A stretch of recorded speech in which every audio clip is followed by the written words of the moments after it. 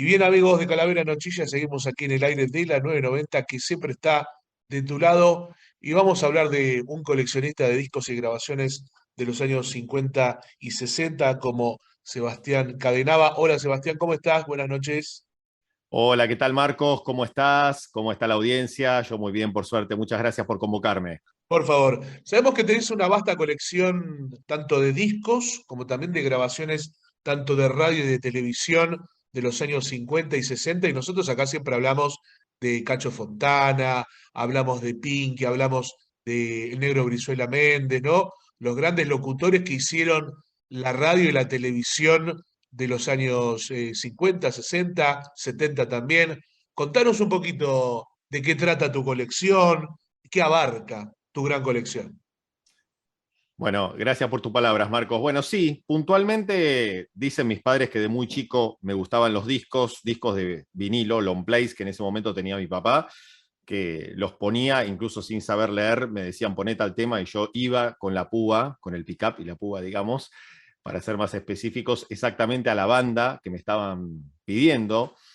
Y bueno, eso se fue transformando de a poco en una pasión. Con el pasar de los años empecé a escuchar mucha radio, radio AM escuchaba mucho yo de chico, cosa que quizá hoy en día no se da tanto en los más jóvenes. Pero bueno, escuchaba Radio AM y en ese momento había dos programas, pero uno puntualmente que se focalizaba mucho en este tipo de música. Hablo de Algo para Recordar, que lo conducía Mochín Marafiotti, quien era y sigue siendo, aunque haya fallecido hace muchos años, para mi gusto y para mi entender, uno de los mayores coleccionistas discográficos que hubo en Argentina.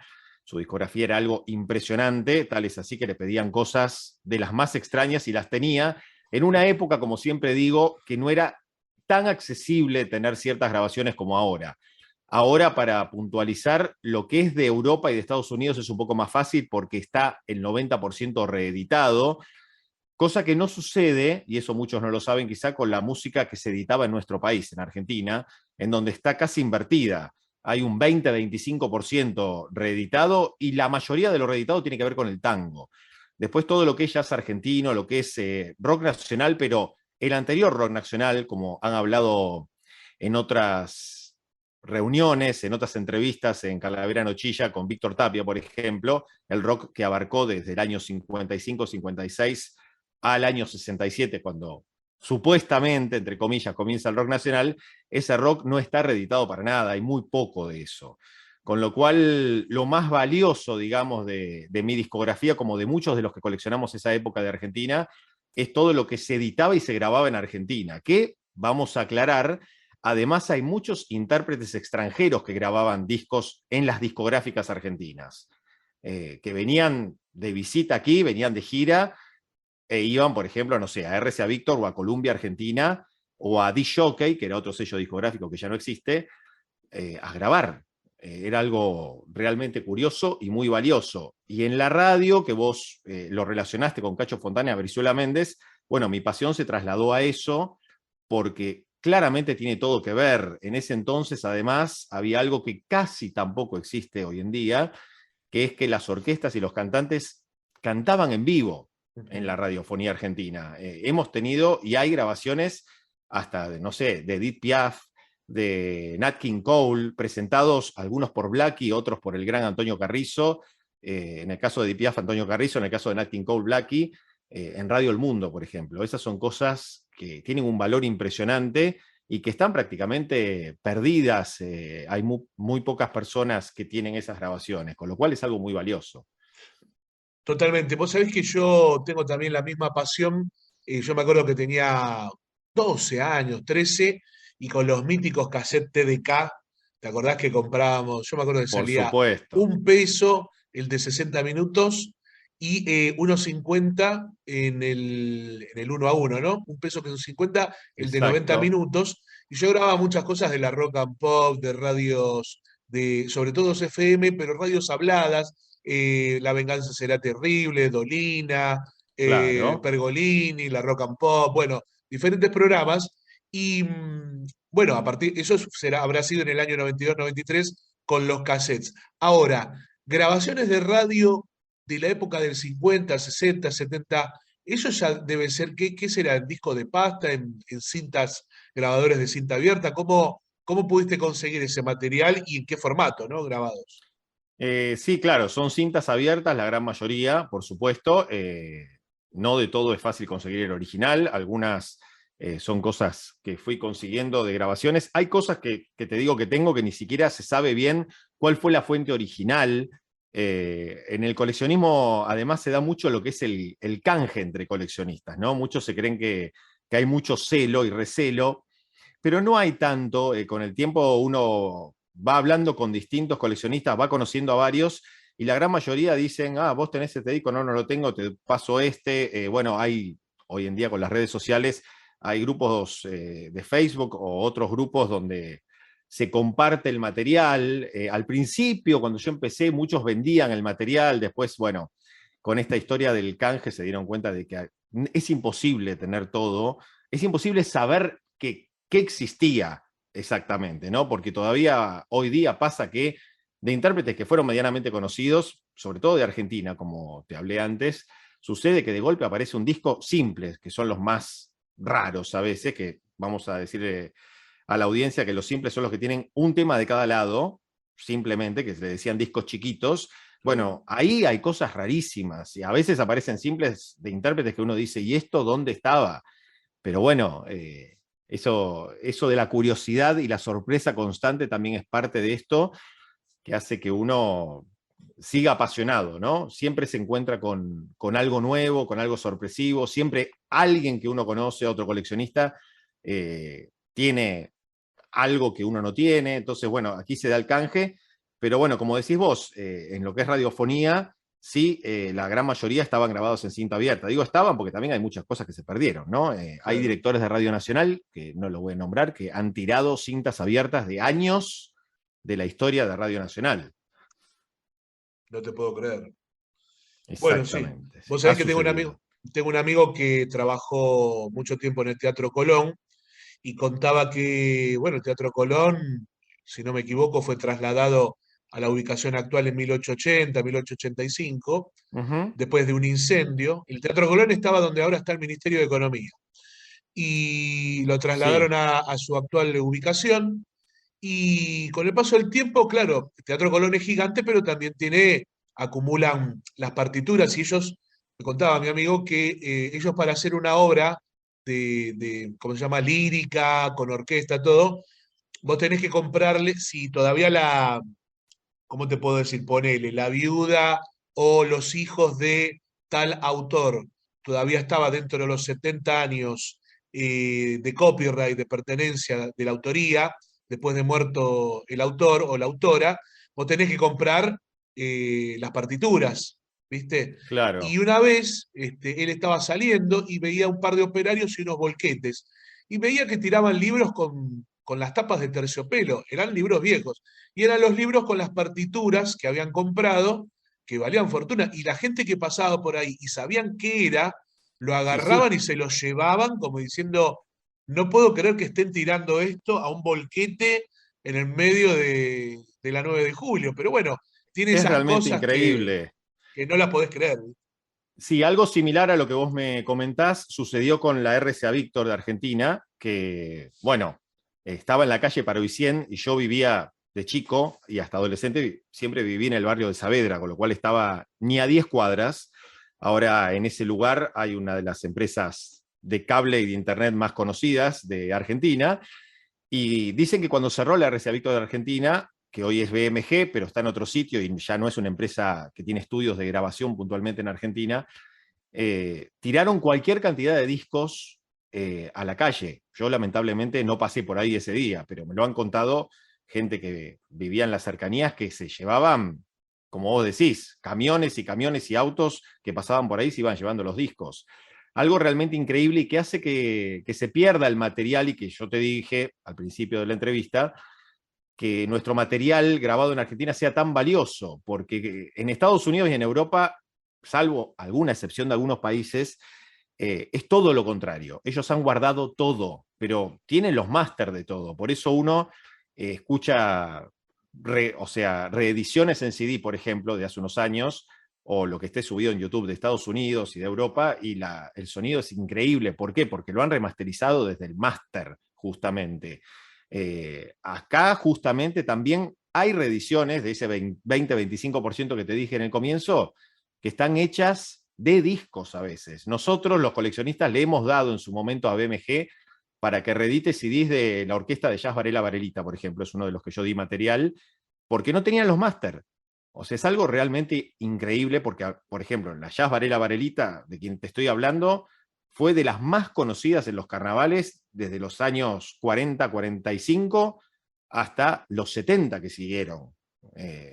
Pero bueno, han perdido el material, dicen que se regrababan las cintas por un tema de costos, dicen que a veces se las afanaban, como vos dijiste, y también ha sucedido que con incendios, como me contaste del Teatro Colón, bueno, eso también ha sucedido, no solo en radio, sino en televisión también, ¿no? Claro. Vamos a dar un ejemplo. En televisión, la mayoría de los radioteatros, no, perdón, de las obras de teatro que ha hecho Narciso Ibáñez Menta, El fantasma de la ópera, El muñeco maldito, El hombre que volvió de la muerte, no hay absolutamente nada. Pero eso no lo tiene nadie directamente, porque eso, el máster original se incendió en Canal 9, en la época que lo dirigía Romay, después vino la dictadura, bueno, hubo una sucesión de hechos que hicieron que todo este material lamentablemente se perdiera. Totalmente, estamos hablando con Sebastián Cadenava, coleccionista de discos de vinilo y material radiofónico y televisivo de los años 50, 60 en adelante. Y vos sabés que estaba pensando que en los años 80, me acuerdo que yo era chico, tenía en el año 89, 90, que bueno, acá fue la época de la hiperinflación, Sí, me acuerdo que hablaban, todavía se vendían discos de vinilo y que muchas, ¿cómo te puedo decir? Discográficas y también empresas, muchos canales, entregaban los discos para que los fundieran de nuevo, para que ese vinilo lo pudieran reutilizar, porque no había dado el costo de comprar vinilo nuevo, preferían poner a reciclar, vamos a decir, el material claro, de los discos que no vendían, pero que tenían archivados, que comprar el vinilo que venía de afuera. Eso después se reemplazó al poco tiempo por los cassettes, a los poquitos años con los CDs, ¿no? Pero cuánto material exacto. se ha perdido, cuánto material se perdió también por esta cosa de la inflación, de reutilizar las cosas, o como vos decías, ¿no? En Canal 7 se han regrabado cosas de los años 80 con grabaciones ¿cómo se llama? Con cassettes o Cintas, con cintas sí, antiguas, como no dándole importancia a lo que había pasado antes, pero sin tener el backup o ¿cómo te puedo decir? El archivo necesario como para decir, bueno, esto lo dejamos guardado, lo dejamos guardado acá para el futuro y utilizamos los cassettes, pero en base a ya tenerlo archivado, el material viejo, ¿no? sí, eso de los costos que vos decís es lo que sucedió siempre aquí en Argentina. Y aparte, vamos a hacer una aclaración, que en los años 80 y 90 ya se empezó a hacer algo que todavía hoy día existe, que es que, por ejemplo, un ejemplo actual, el disco de Ricky Martin que sale en Estados Unidos, lo importan aquí directamente de la discográfica del extranjero y se vende en las disquerías de Argentina. En cambio, en los años 50, los años 60, lo que se hacía es que en la discográfica, vamos a decir RCA Víctor, Columbia, las que hemos nombrado antes, traían el disco, pero para ellos, e incluso los directores artísticos de las discográficas, a veces eso estaba bueno, a veces no tan bueno, hacían una preselección del disco y decían, este tema acá no va a vender. Y a veces lo reemplazaban, porque como el disco siempre llegaba más tarde, aquí estamos hablando de años 50, años 60, capaz que el intérprete extranjero ya había sacado algún simple más, además del long play. Entonces, si un tema del long play les parecía que no vendía, lo reemplazaban por algún simple que se había sacado con posterioridad al long play. Y por eso sucede que, por ejemplo, no sé, el disco de Tony Bennett, que se editó en Estados Unidos, es distinto en Argentina. Tiene distintos temas a veces y a veces tiene una tapa diferente incluso. La artística de la tapa también se la cambiaban. Mira. Es algo muy curioso. Sí sucede, vamos a ser totalmente honestos, que siempre el disco original de Estados Unidos, en este caso, suena mejor. Yo tengo algunos discos, edición argentina, edición Estados Unidos, y la verdad que la edición Estados Unidos, tanto en la calidad de la tapa del disco como en la calidad del sonido, le pasa el trapo a la Argentina impresionante. Pero vamos a decir que era muy valioso, igualmente que en Argentina la discográfica imprimiera en el vinilo el disco y a gusto de los directores artísticos de acá. Que Claro, como te dije antes, dicen algunos que en RCA Víctor había 2 personas, que no las voy a nombrar, que eran los que seleccionaban y decían esto sí, esto no, esto sí, esto no. Y a veces pasa que dejaban temas buenísimos, a lo mejor afuera del disco, y aquí no se conocían esas versiones. Pero bueno, son cosas que pasaban en el momento. Y también, bueno, también tenían la capacidad los directores artísticos de sacar conjuntos e intérpretes nacionales para competir con lo que venía del extranjero. Eso es algo que creo que tiene un valor incalculable, viéndolo hoy en retrospectiva. claro, El Club del Clan se crea para competir con el rock y otros ritmos que venían del extranjero, claro. puntualmente. Y era buscar el rock acá. Por eso está Johnny Tedesco, está Palito. Bueno, para la cumbia que venía de Colombia lo ponen a Chico Novarro. Es una búsqueda de artistas con un criterio muy bueno si uno lo ve hoy. Cuando yo era chico, yo me acuerdo que yo escuchaba esa música y muchos decían, esa música de mierda, eso que no es música. Está bien, pero bueno, creo que tiene un valor impresionante. Es más, Johnny Tedesco, a quien nombré, sigue cantando en todos lados. El Festival de Música Country en San Pedro lo está cerrando él desde hace años y sigue vigente. Con lo Qué cual bárbaro. creo que tanto no se equivocaron esos directores artísticos en ese momento. No, totalmente. Vos sabés que me haces acordar a la época de los años 60, cuando acá, cuando la Argentina, bueno, llegó la ola de la Beatlemanía aquí en la República Claro, Argentina, y que muchos directores discográficos se apoyaron en los hermanos Fatoruso para crear los Shakers, totalmente. para crear una alternativa a los Beatles, una movida beat, como se le decía, ¿no? Por el Sí, tipo de sonido, pero rioplatense, vamos a decir. Por sí, otro lado, te iba a preguntar, vos sabés que me acuerdo que había un hombre ligado con el tango, también con Pompeya, que yo ando siempre por acá, por el sur de Capital, con la Asociación de Amigos e histórica de la Asociación Histórica de Pompeya, que se llamó Ben Molar. Y Ben Molar oh, siempre fue un histórico también representante, trabajaba en discográficas, y fue uno de los, yo no sé si se lo puede criticar o hay puntos de vista encontrados, porque él era, sí, está bien que era otra época, que estaban los militares, ¿no? Que pedían que todo fuera en castellano, y me acuerdo que él contaba que tenía que cambiar los nombres de, no de las bandas, pero sí de los temas, y está el claro, famoso por favor, yo, que el Please sí. Please Me de los Beatles. ¿Te acordás que antes los discos venían todos en castellano? Y Bueno, venían con sí, una traducción muy, no era tan lo que capaz que quería decir el artista, quizás era más una libre interpretación del traductor o traductora que más que lo que el artista había querido decir en la tapa del disco, o las canciones, ¿no? Los títulos. tal cual. Bueno, primero, lo primero que dijiste de los Shakers, te voy a dar mi opinión personal.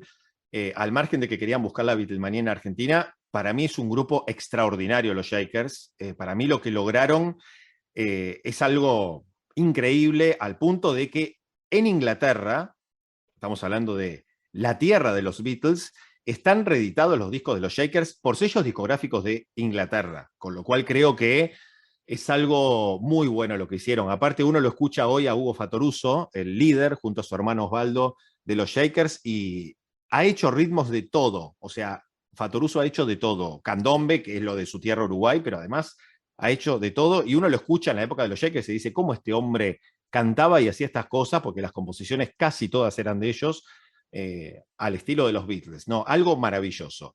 Ligado con la Beatlemanía en Argentina, cuento una anécdota chiquita. Alejandro Romay tuvo una brillante idea en su momento de decir que venían los Beatles a la Argentina.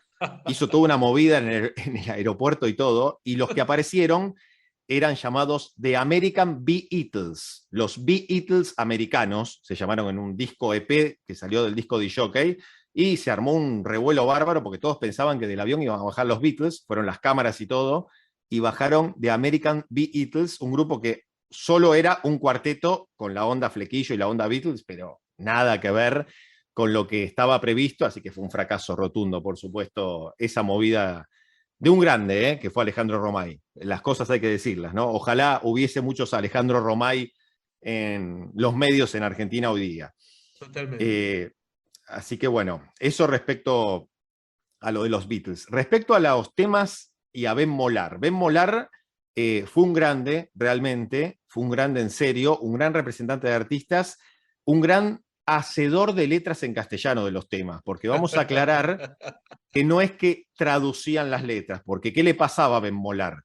Traducía las letras que venían del rock y por momentos la rítmica, la métrica no le daba, o sea, no rimaban las estrofas de la canción, Claro. entonces modificaban la letra. Y como modificaban la letra, modificaban también a veces los títulos de las canciones. Bueno, tal es así que Popotitos, que en verdad esa traducción no la hizo Ben Molar, sino que se hizo en México para los Teen Tops. Popotitos se llama Bonnie Moroni en inglés y al margen de que habla de una flaca, la canción original que es de Larry Williams, en México le pusieron Popotitos porque el popote en México es la pajita o el sorbete que aquí llamamos para tomar Claro. un trago.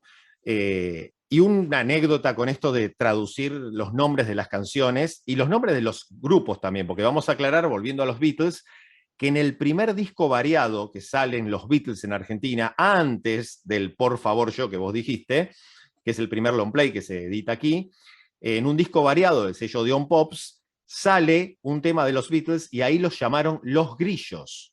En el disco Mira. argentino figuran como Los Grillos. Hay un disco solo donde figuran así, y ese disco sale fortuna Claro. exclusivamente porque es el único disco del mundo donde los Beatles están llamados como Los Grillos. Claro, Después, porque por suerte, ellos son los eh, escarabajos, la traducción. exactamente, bueno, pero le pusieron Los Grillos, les gustó eso. Y voy a contar otra anécdota relacionada con el nombre de los temas.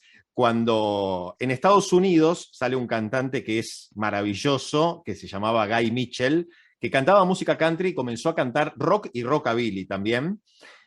Uno de los temas de Guy Mitchell se llama precisamente Rockabilly, que es cuando el rockabilly, que ya venía un poquito de antes, explota en el mundo. En el disco argentino, Rockabilly, por Guy Mitchell, le pusieron Rock de Guillermito. Así salió el disco de Guy Mitchell, tanto el long play como el disco 78, disco de pasta, que no era de vinilo, vamos a aclarar, era un disco hecho con una pasta muy rompible, son los discos que se rompen muy fácilmente, ahí figura como Rock de Guillermito. Y así podemos estar horas hablando de traducciones de nombre de temas que son realmente increíbles y algunos muy graciosos incluso, ¿no? No, totalmente, porque vos sabés, Sebastián Cadenava, coleccionista de todo lo que tiene que ver con grabaciones tanto de radio, televisión y de discos de vinilo.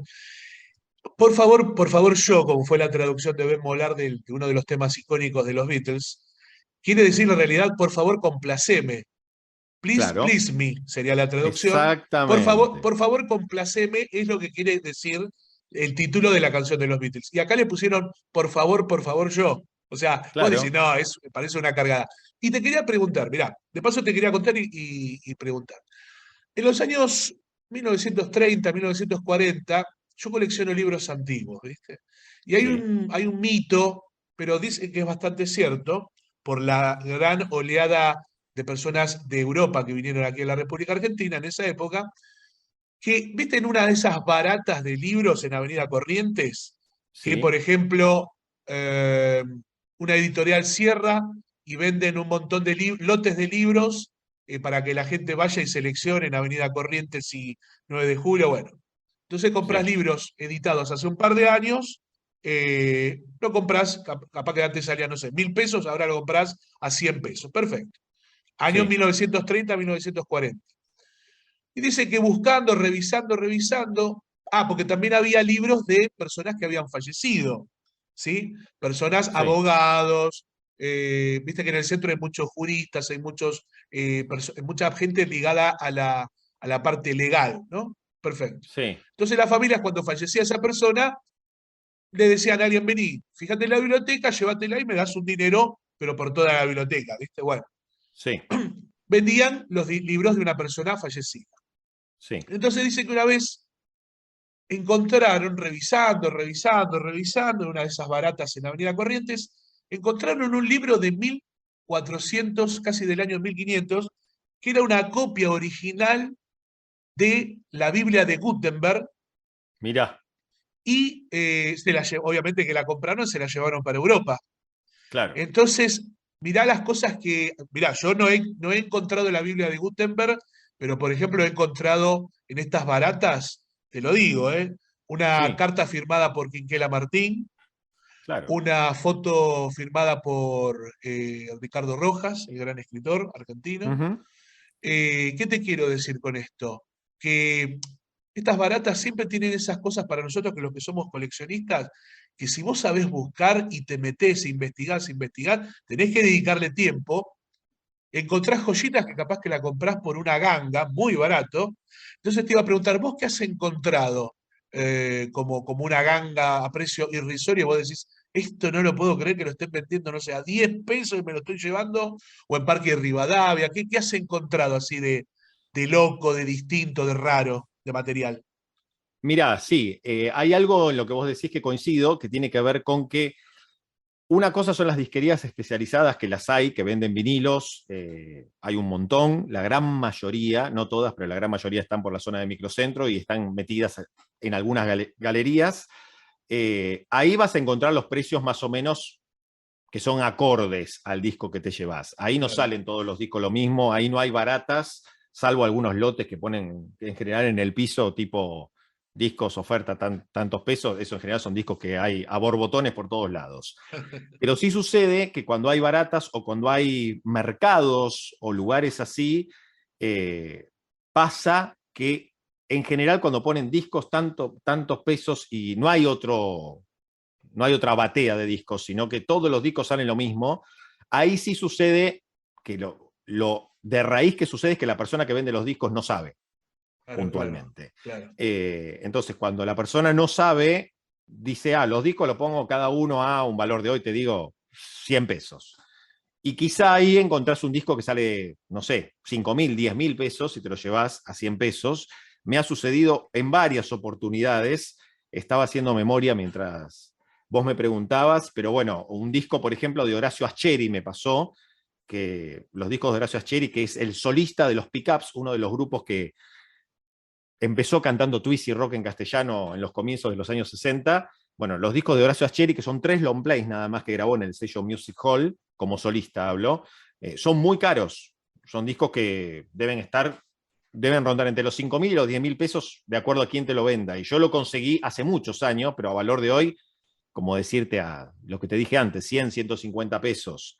Mirá. Porque ¿qué pasaba? La persona que lo vendía no sabía que era eso. También me pasó, no voy a decir dónde, pero hay una disquería especializada ahora, en la zona que te dije, que empezó siendo una casa de antigüedades que vendía discos y realmente la persona que los vendía no tenía idea. Claro. Pero bueno, cuando yo empecé a ir, yo era un poco más que adolescente, tendría 17, 18 años. Cuando yo empecé a ir, me preguntaba muchas cosas a mí, porque sabía, o sea, veía que yo sabía, a mí como a otros que íbamos, que sabíamos del tema, y con el tiempo fue avivándose, por decirlo de alguna manera, e incrementando los precios y más o menos poniéndose a tiro con los que son las disquerías especializadas, y hoy día todavía existe. Con lo cual, viste que es un mercado que hay que irlo conociendo, Claro, claro, digamos. claro. Pero sí, sucede, bueno, como te dije con ese disco, me ha sucedido con otros también, en general que tienen que ver con lo argentino, como te hablé, que no saben realmente lo que están vendiendo. Hay mucha gente que no tiene idea de quién fue Eddie Pequenino, ni quién fue Johnny Tedesco, ni quién fue, bueno, mucho menos saben de Horacio Ascheri, que quizá no fue tan nombrado. Entonces, creen que ese disco sale 2 mangos y lo ponen a 2 mangos. Es el valor que ellos estiman para el disco, no el que realmente tiene, quizá, ¿no? Claro, claro, claro, claro. La verdad que sí, es un mundo apasionante. Y últimas incorporaciones, para ir cerrando en esta entrevista, Sebas, últimas incorporaciones que has hecho, así, compras que has hecho o que has podido conseguir, tanto grabaciones en vinilo, grabaciones de locutores, locutoras de radio. En cuanto a grabaciones en vinilo, eh, compro siempre. A veces también utilizo las aplicaciones de venta de artículos que tenemos hoy día, que cuando a uno se le ocurre un vinilo lo puede buscar allí y bueno, como sé los precios que son acordes y los que no, si veo que me interesa lo hago. He comprado uno de Washington Bertolín, por ejemplo, que es una orquesta de jazz argentina muy reconocida, un long play, que no hay tantos de él, la mayoría son discos 78. He comprado un long play de un conjunto argentino llamado Los Juveniles, de los comienzos de la nueva ola. Uno de Elder Barber, que es muy raro también, fue una de las pioneras también en Argentina en cantar música country rock, que luego se fue hacia España y murió muy joven, lamentablemente. Así que esas fueron, digamos, de las últimas incorporaciones que recuerdo. También conseguí uno de los primeros long play de Luis Aguilé que me faltaba, que hay un montón de la época que grababa en Odeon Pops, antes de irse a España también. Hay muchos discos de Luis Aguilé que son muy difíciles. Anteriormente a que él empezara a componer, cuando grababa covers. Claro. Así que bueno, esa es un poco la historia de las últimas incorporaciones. Te pregunto de paso, porque siempre a mí me gusta saber, ¿viste? Luis Aguilé, ¿era español o era argentino? Porque siempre me quedó la duda. No, era argentino. Ah, Era era argentino, argentino. era argentino. Él era argentino, comenzó de muy joven, tenía Sí, 16 años, y de muy joven llamó mucho la atención de los europeos, sobre todo de España, y lo contrataron de muy jovencito. Muchos dicen, o sea, hay mucha gente que dice, no, Luis Aguilé se fue a España porque acá no le daban bola. Eso es una falacia absoluta, porque Luis Aguilé, grabando en Odeón, casi vendía lo mismo que vendía RCA cuando empezó con la movida del Club del Clan, si bien Luis Aguilé es un poco anterior, ¿no? Es fines de los años 50. Luis Aguilé era exitosísimo aquí y sus discos iban para España y por eso en España le llamó la atención. Después estuvo viviendo allí hasta que falleció en el año 2009, pero sí, tuvo mayor éxito en España puntualmente porque allí comenzó a componer. claro, Eh, Aquí en Argentina, cuando se va a España, Luis Aguilé había dos composiciones propias, después eran todos covers, porque era la moda. La época de claro, Ben Molar que hablamos antes, justamente Ben Molar le ponía letra a las canciones porque tomaban todas las canciones que venían de afuera, había poca composición, claro, digamos. claro, Por claro, eso claro. siempre destaco, con esto cerramos si querés, siempre destaco, por más críticas que tenga, la labor de Palito Ortega. ¿Por qué? Porque Palito, en verdad, del Club del Clan, junto a Chico Novarro, era uno de los pocos que componía sus canciones. Es cierto, Después es podemos cierto. criticar todo lo que sea, pero la realidad es que era compositor del 99,9% de las canciones que cantaba. Con lo cual, para mí es muy destacable lo que hizo. Y lo que sigue haciendo, ¿no? Porque increíblemente después de meterse en política, un grave error que cometió, creo yo, volvió a la música y hay discos de los últimos que la verdad me parece que incluso tiene mayor condición vocal que antes, te diría. No, totalmente. Aparte, ahora estuvo cantando, si no me equivoco, con los Ángeles Azules, Sí, con una banda muy conocida de música tropical mexicana. No, está en un revival, exacto, Ramón Palito Ortega, la verdad que me parece, más allá de algunas cuestiones, que como todas las personas se le puede criticar o felicitar, pero me parece que como músico y también con lo que ha hecho con Charly García, bueno, ha sí, tal ayudado a cual, muchos músicos y no lo cuenta, y quizás en el futuro lo podamos ir conociendo para también darle el lugar que se merece Palito Ortega. Sebastián, totalmente. te quiero agradecer tu tiempo. Vamos a hablar muy pronto de otras grabaciones y vamos a hablar también de cosas que vayas encontrando en las próximas semanas para que después nos vayas contando. ¿Te parece? Perfecto, me parece perfecta idea. Y bueno, gracias Marcos, gracias por convocarme. Para mí es un placer. Así que cuando quieran, estoy disponible para ustedes. Totalmente. Con Sebastián damos clases también en el Instituto Superior Crónica, así que agradecido como siempre por la gran labor que realizás. La gente que te quiera contactar, ¿a qué Instagram o Facebook te puede escribir, Sebastián? En Instagram, Sebastián Cadenava, Facebook lo mismo, bien sencillo. Y como vos decías, estamos en Instituto Superior Crónica, Azopardo 1405, segundo piso, en el mismo edificio del canal y de la redacción del Grupo Crónica. Así que allí damos la carrera de locución, periodismo y periodismo deportivo. Exactamente. Una gran labor que se hace del Instituto Superior Crónica. Sebastián Cadenaba, un fuerte abrazo y que tengas un excelente fin de semana. Gracias por tu tiempo. Igualmente para ustedes, muchas gracias, Chau, abrazo, chau. Ahí estábamos chau, hablando chau. con Sebastián Cadenaba, este gran coleccionista de vinilos y también de grabaciones de radio y de televisión de los años 50 y 60. Seguimos con la mejor música en el aire de la 990 que siempre está de tu lado.